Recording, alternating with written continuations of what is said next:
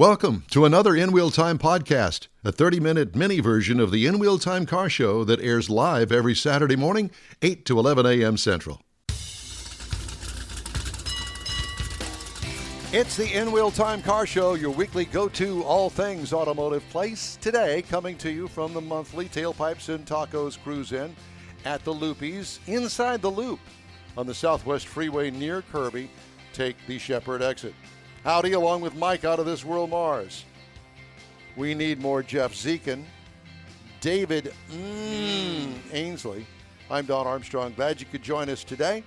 And our guest in the remote studio now is John, friend of Gene McFadden. Yeah, there you go. Gene is not here today, even though we sent him a message that he needed to come on out in his 32 Ford Roadster. I remember him. Well, yeah, okay, but that has nothing to do with John, Not friend of Gene McFadden. Yeah. We're gonna get That a has shirt. nothing We're to gonna do- get that put on your shirt. Yeah. Friend of Gene. Friend of Gene's. Okay. So, John, He's a fog. well, I mean, this guy can't go anywhere where people Friend go, of Gene. ooh, look at that. I know. It's a red Ferrari, and it's a Testarossa. Oh, my God. I mean, it's like Candy. Yeah, well, I was going to say it's like Sunday morning coming down. It's like bacon and eggs. It's just like all the good stuff rolled into one. And a cup. You smell the coffee. So Gene, God, let me John. scratch that off of there. Thank you, John. John. So John, let me ask you, what year is it? A little bit about this car. It's a 1995 Ferrari F512M, which was the last year for the Testarossa. And so Ferrari decided to make this a very special car, and they did a lot of different things to it from the standard Testarossa, including all the improvements. Testarossas were built from about 84 to 94, actually, and then this car. And it's called F512M, F being Ferrari, 5 being the 5-liter engine, and 12 being 12 cylinders, and M being modified for this last year. My car is number 3 of 75. Oh, my God, how cool is that? Did you buy it new? I did not. I bought it in 2009 from the Ferrari dealer in Salt Lake City. I found it on the internet. So you were looking for something Ferrari, or looking for this car in particular? I was looking for a car. I had I just had completed cataract surgery. I was able to see again. My garage was empty, and You I just thought, had the itch. It's time to buy another car. Yeah. There you go. Well, I'll tell you. And the price of Ferraris were down in 08, 09, and I determined that was a good time to look and buy a low production car. Did you own a?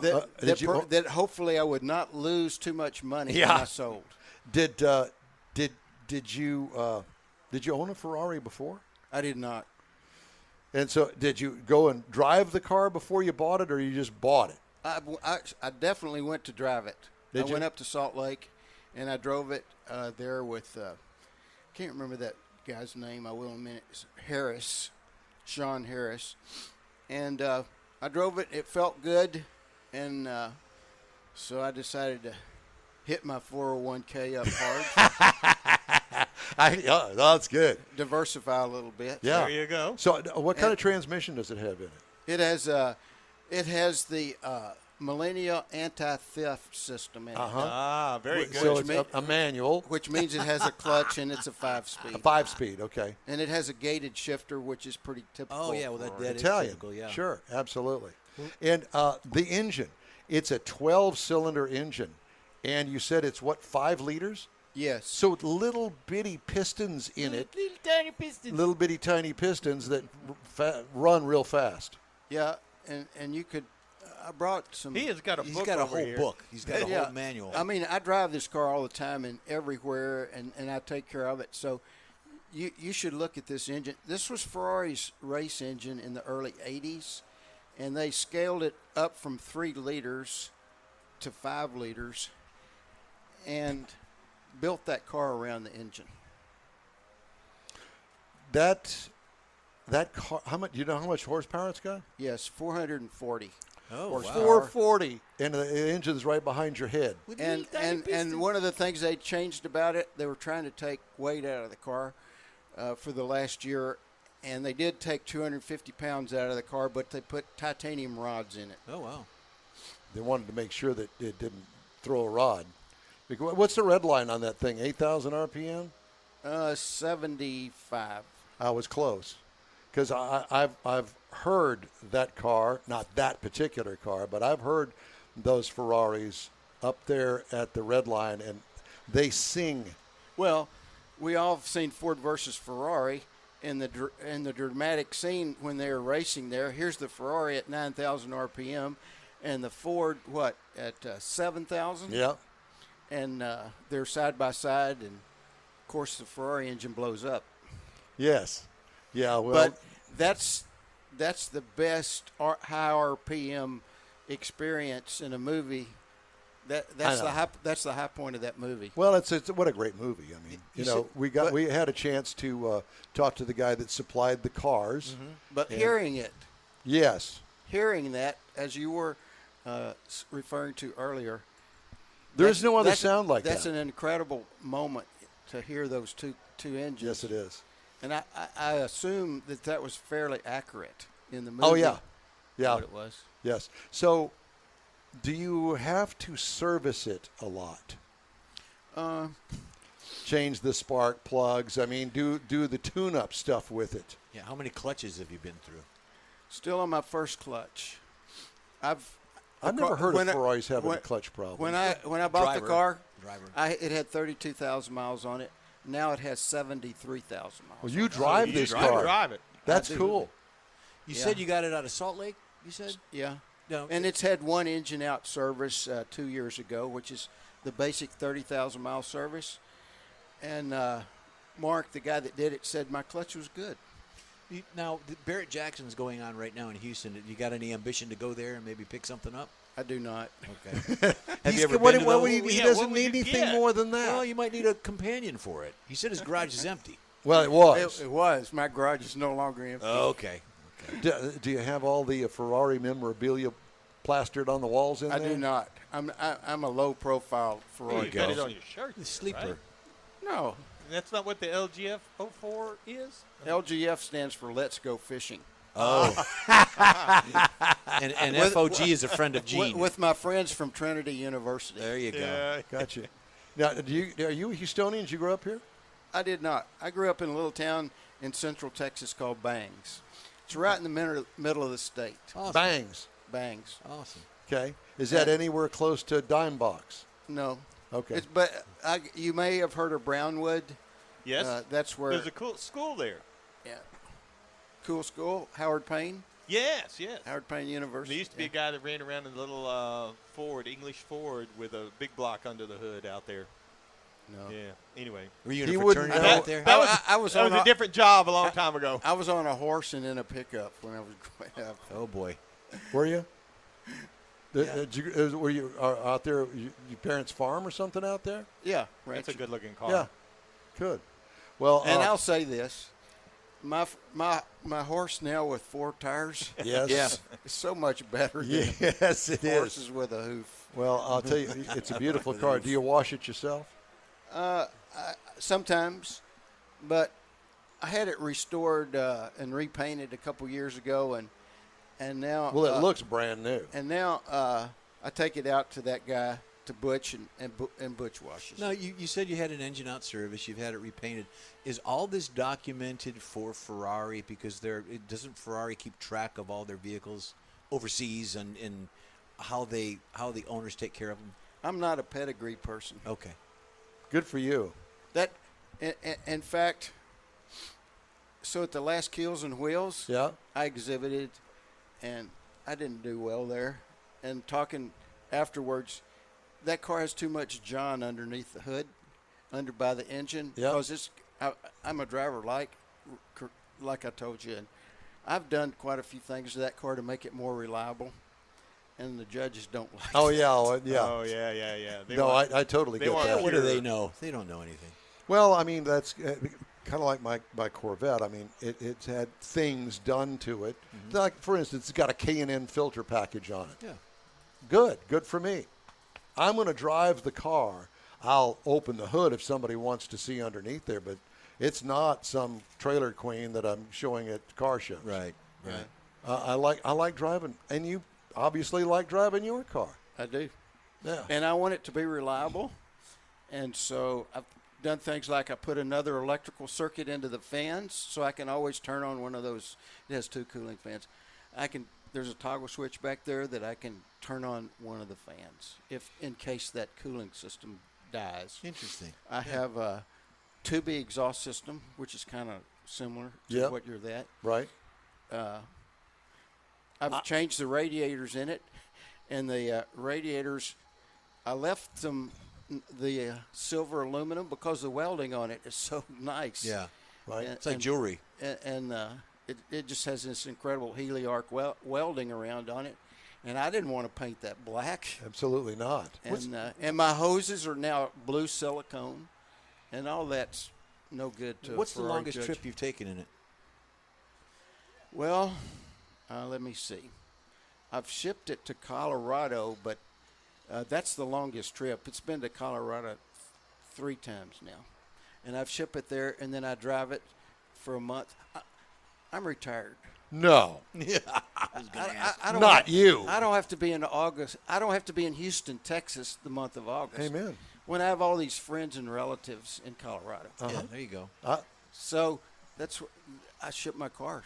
Absolutely. And everybody thinks, oh, that's really expensive. It doesn't have to be expensive. And I fly, and I fly on Southwest for $99. There you go. Yeah, absolutely. And that's a great thing. I'm very blessed, and I really am. I'm blessed, and I'm pleased to share this car. And we thank you for sharing it with us, because I don't everyone. believe I've ever talked to a Ferrari owner. Not that I have avoided them. It's not that. I just don't know anybody that owns a Ferrari. And that's why when I saw, I got to talk to this guy. Well, because everybody's got, and every car's got its own story. And yours is unique. And what's even more unique is the actual car itself being one of, what is 75, did you tell me? Yeah. I mean, that in itself, and it's number 3. That in itself is really unique. Well, have you been to the factory in Maranello? No, but like I said, I bought cars that I thought that I could sell when it came time to sell without losing too much money. Right. And I know low production is one of those keys. Yes. And so, well, you weren't looking for that specific car. You just found it and said, I'm going to buy that one. Well, if it had been another car that wasn't as unique as that one, would you have bought another Ferrari just like it, a Testarossa that had, might have been car number 745? I don't think so. So you bought it because it's unique. Yeah. I bought it, like I said, I wanted to. I knew I was going to be a driver. I knew I was going to drive it a lot. So the appeal of low mileage was not going to be there for me. Right. Or I say the appeal, but the value. The Right. value of Right, low right. mileage was never going to be there for me. So looking up what else creates value in a car is low production. That was the thought process. Okay. What other cars have you owned? What hot rods have you owned? Cars that you really like. Doesn't have to be a hot rod. What cars that you really liked that you've enjoyed? You really want to know? Yeah. that? Sure. So when I graduated from college and went to work, I'm an engineer. Uh-huh. I bought a Jaguar XKE, Oh, Oh, nice. man. and that came from Overseas Motors in Fort Worth. And then I had that car for a while. And meantime, I ended up with a job and employment in Houston. And I decided I could probably get another car. And I went over to Italian Motors here, and I was looking at the cars that they had there. They had Ferrari Dinos. They had several Ferrari Daytonas. they had Maserati Bora. Oh, Wow. And the Bora was wrecked. And so I decided that would be a good little project for me. So I bought that wrecked 1973 Maserati Bora. And this was about 1976, I guess it was. Okay, yeah. So the Maserati, that was the first Italian car I had. And then since then I've had other BMWs and things like that. And then I went through this eye issue and I sold everything, and now I have a Ferrari and I have one more car. What is that? One more? One more. You'll see it sometime. I'll drive it over here. Okay. oh boy. Well, yeah, this is the mystery band. I know. But also I like street rods, and I really like 33 Fords, and that's kind of the next thing I'm looking at. I need a car that's a cruiser to haul my grandkids in. There you go. This thing Yeah, is too much for my family. sure. Kind of a tight fit if you got more than one. Well, Here comes Grandpa in his Ferrari. That's right. Well, and Grandpa's going to be looking for that four-door Ferrari. Yeah. Yeah. no, I really like the 33 Ford street rods, the American Speed 33. Are you familiar with that? I'm not, but I've heard of it. Well, that's probably my. Is it a kit car? No, it's a metal reproduction. You can look it up. 33 American Speed 33. Right. It's a 33 Ford, and everything about it is pretty classic. Is pretty much authentic, except it has a convertible top. The cockpit is bigger. It has roll up the windows in it go up and down, and it's an improved 1933 Ford, and it's all metal steel. They make it up in Michigan or Detroit or somewhere like that. and What's it engine called of again? your choice to put in it. Definitely, if I don't agree with these people that build all these cars and put LS motors in it. Put GM crate motors in there. My favorite motor is the Boss 302. Okay. Well, Well, that would fit. And that's going to be in my Ford. My 33 Ford's definitely going to have a Boss 302 motor in it. so it's not going to have a Coyote in it. It's going to have the Boss 302. I don't Standard classic. Yeah, I'm with you. I'm with you. And it has nothing to do with the fact that LS motors everybody puts them in because they're easy, they're reliable. They got plenty of horsepower. Just dial it in. Whatever brand that you want in that LS line, you can dial it in. And tub it out. And there's that. But I'm a believer that if you've got a Ford car, it needs to have a Ford motor in it. That's just who I am. You and I are on the same page on a few things here. Yeah, absolutely. Because, hey, Ford builds some pretty reliable motors, too, with plenty of horsepower. And let me tell you, that little car that you're talking about, that engine would be more than enough for that little car. Yeah. Yeah, but that doesn't solve the family problem. Well, the family problem is it's got a rumble seat and it's Okay. Does it actually have a working rumble seat still? you can get it either way. Okay. Well, I would want mine with the rumble seat because Yeah. that's kind of cool. Yeah, I agree with you. Well, listen, man, it's been a real pleasure, and thank you so much for thank you very much changing for your mind sharing. and coming and talking to us about the Ferrari. Well, like I said, I'm blessed to own that thing, and I'm really pleased to share it. Well, good. Thank you for that. Yeah. Now all you got to do is get Gene to come next time. Yeah. Well, Gene does come to these things. He's pretty busy. He went to Bonneville this year to the Salt With Lake. Andy. Yeah. We talked to Andy 2 weeks ago. I Yeah. believe. like Yeah. that, yeah. And actually, I just got back from Colorado, so Of course you did, because the first cold front is coming through here next week. And he drove his So, car back. Yeah. So, but anyway, and I talked to Gene, I guess, yesterday, and he's at a family wedding up in Arkansas somewhere. But he was saying if I could come by here, so I did. Yeah, Well, good. lucky Glad you because did. you got to meet us. I mean, that's that's what it's right. all about. It's not anything to do with the tacos or anything like Yeah. that. It's camaraderie and other car guys. Well, he could just leave the keys with you, and we could just bring it out on our own. I wouldn't feel comfortable driving You wouldn't his do car. that? Well, no, you could do that. No, It's an Italian car, and it's kind of built for small persons like me. You know, There you go. I'm 5'7", and those cars are built for particular owners, and they built that car for the first owner, but they are small. Well, I'm perfectly happy with you driving me anywhere you want to drive me, and I'm not.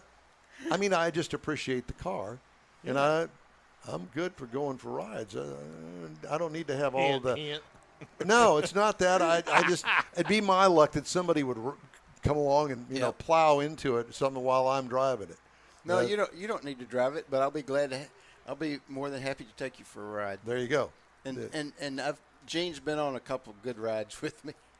Yeah. Have you ever had the thing on a track? Yes. Down at Houston, down in Angleton. No.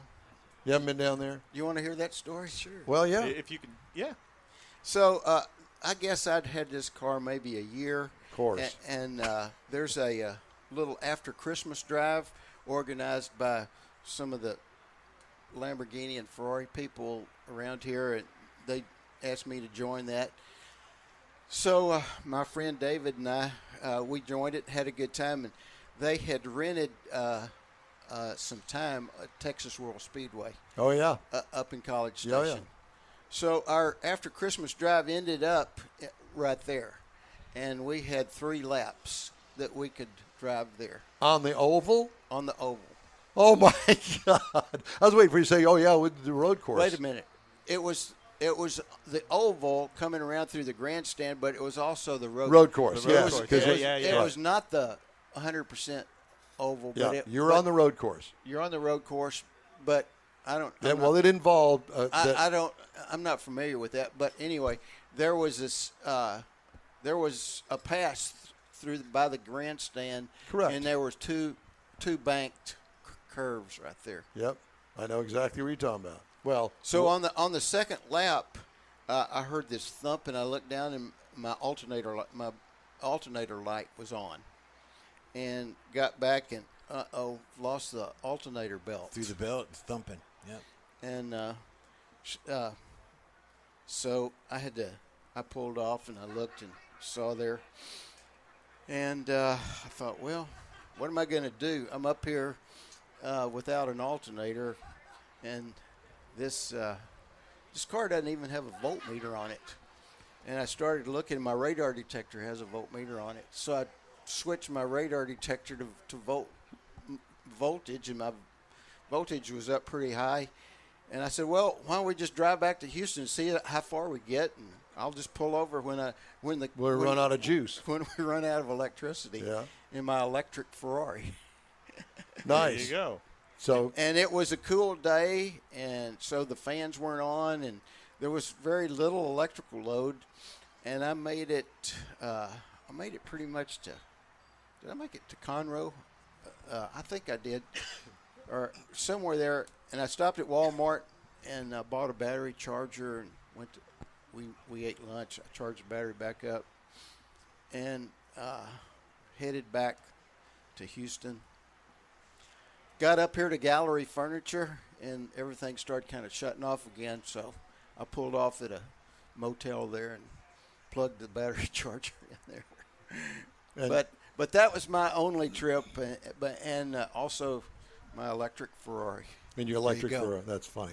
What a great story. Well, John, thank you so much for stopping by and sharing all that with us. We really appreciate it. Sure thing. And it's great seeing you. Hope to see you again. Yeah. Beautiful car. Thank you. Thank you, sir. And like I said, I'm pleased to share it. I'm blessed to own it. Thank you. Yes, Perfect. you are. All right. A couple of stories before we wrap things up today. Tesla had nearly twice as many electric vehicles registered in the U.S. during the first 7 months of 2021 as the rest of the industry combined, accounting for 2 out of every 3 EV registrations. Tesla's U.S. registrations soared 75% through July to reach 168,000. Because Tesla doesn't report monthly sales results or sales by country, the registration data provides the most accurate view into its U.S. performance. So do you want to know the other electrics in order? I do. We're waiting. So at number 10 is the Kia Niro, 9 Audi e-tron, 8 Hyundai Kona, 7 Porsche Taycan. What? Yep. Volkswagen ID4, Nissan Leaf at 5. At number 4 is the Ford Mustang Mach-E. 3, the Chevy Bolt EV. And number 2, Tesla Model 3. And number 1 is Tesla Model Y. There you have it. A Taken. I've never heard of that. Yes, well, that's the electric portion. The other thing is that California, the top EV state, accounted for 36% of EV registrations. Florida was number 2 with 7.1%, followed by Texas with 5.7%. So Texas is coming up there. Florida, wouldn't it be a lot of golf carts down Florida. there? Florida. It's Florida. This is for you. Okay. Cadillac is setting a new design tone with the Yes. Lyric, the electric vehicle that'll be a launch pad toward its plan to eliminate internal combustion engines by 2030.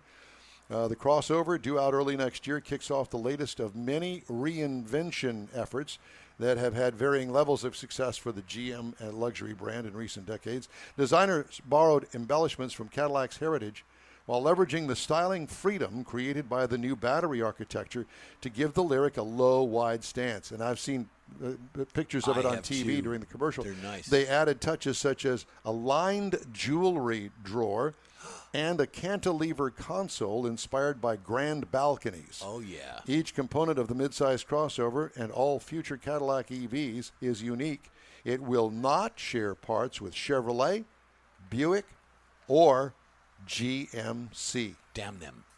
I know. Could you read that again? That was nice. And General Motors is taking a more direct role with South Korea's LG Corporation, its longtime electric vehicle partner, in tracking down and fixing problems linked to battery fires and Chevy Bolts that threaten the strategic plans of both companies. So that's a story that we'll be watching for you and see how that all turns out, especially with the new Lyric right around the corner.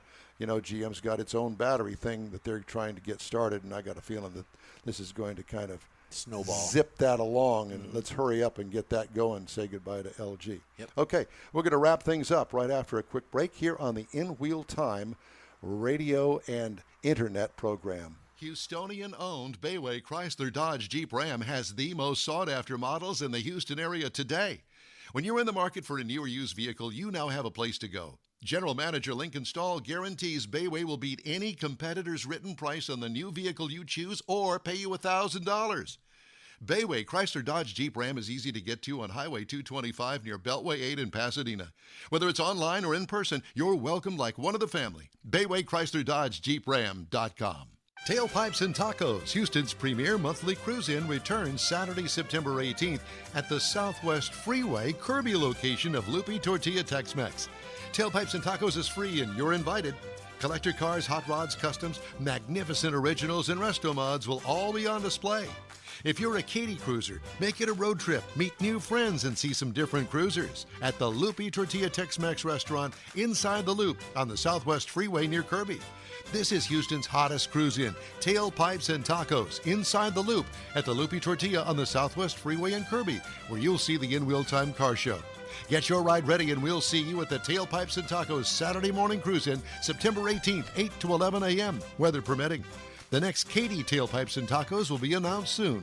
We hope to see you next weekend at the Tailpipes and Tacos Cruise-In at the Lupe Tortilla Tex-Mex on the Southwest Freeway at Kirby. Be there. Gulf Coast Auto Shield has moved to a more convenient location. Now you can visit John Gray and his staff of dedicated professionals at their new shop on the South Sam Houston Parkway between Belford and Airport in Southwest Houston. Gulf Coast Auto Shield is the best at paint correction and ceramic coatings. Clear bras and custom wraps are specialties that only Gulf Coast Auto Shield installs with award-winning accuracy, and all their services come with a warranty. Lamborghini, Aston Martin, Porsche, and Ferrari owners depend on Gulf Coast Auto Shield for their specialty services, and you should too. The In-Wheel Time Corvette and Cutlass have both been massaged by Gulf Coast Auto Shield, so isn't it time your vehicle visit their new shop in Southwest Houston? Call John Gray today at 832-930-5655 or visit online at gcautoshield.com. That's gcautoshield.com. Paint, coatings, wraps, and more at gcautoshield.com. Well, that's a wrap for another episode of the In Wheel Time Car Show. When you're on Facebook, please give us a like, tell your friends about us, and share our junk, if you will. All right. You'll get Conrad's unicorn hunting features along with all things automotive all week long.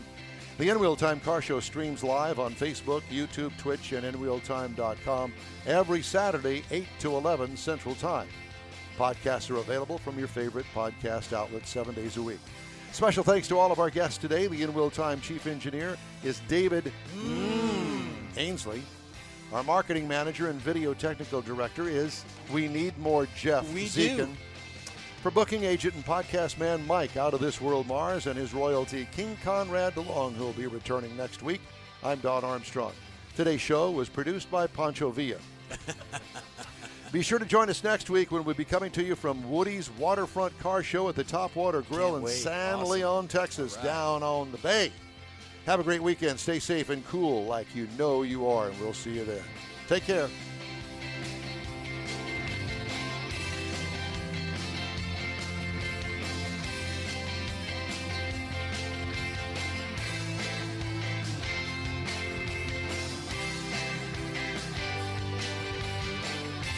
That's it for this podcast episode of the In Wheel Time Car Show. I'm Don Armstrong, inviting you to join us for our live show every Saturday morning, 8 to 11 a.m. Central on Facebook, YouTube, Twitch, and our InWheelTime.com website. Podcasts are available on Apple Podcasts, Spotify, Stitcher, iHeart Podcast, Podcast Addict, TuneIn, Pandora, and Amazon Music. Keep listening, and we'll see you soon.